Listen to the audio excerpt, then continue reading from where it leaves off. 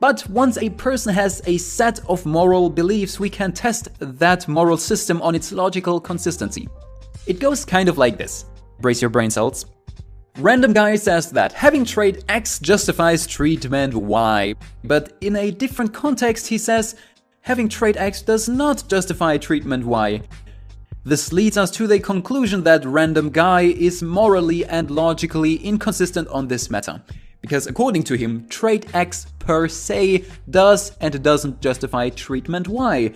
In other words, random guy is a hypocrite.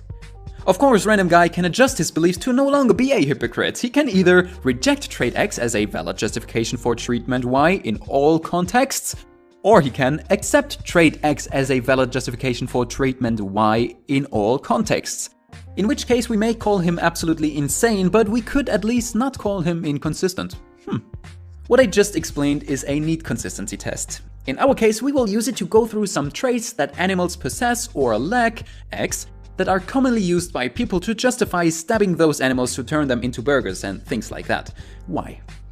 Of course, you can test your moral consistency all by yourself if you are intellectually honest enough, but the following 3 examples may give you a better understanding of how all this works. Example number 1. I like the taste of cow meat, therefore it's okay to slit cow throats. Okay, so X is tastiness. Let's see if random guy accepts tastiness as a valid argument for needless killing in other contexts too. I like the taste of human meat, therefore it's okay to slit human throats. Do you agree with Carl Cannibal? You crazy mate? Of course not. Alright, then the argument tastiness per se is no valid argument to kill. Name a different trait that cows possess or lack that would justify turning them into burgers. Alternatively, you can stop paying others to kill them. Example 2.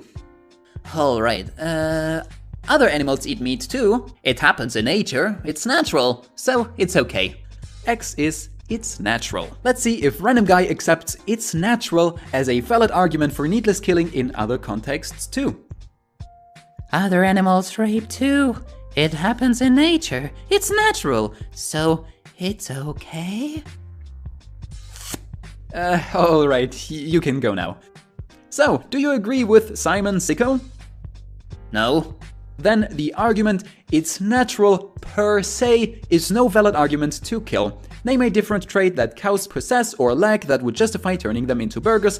Alternatively, you can stop paying others to kill them. Example 3. Let me try one more.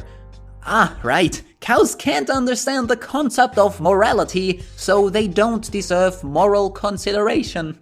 Okay, X is lack of moral agency. Let's see if random guy accepts lack of moral agency as a valid argument for needless killing in other contexts too. This guy is intellectually disabled, he can't understand the concept of morality, so he doesn't deserve moral consideration. Let's slit his throat, it's okay, yes? No, stop! He still feels pain, jeez!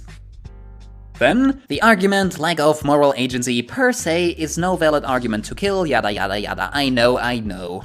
Can I go now? Sure. Alrighty then. For a more in-depth look into this name the trait consistency test, I recommend you check out the links of my What You These list in the description box below the video.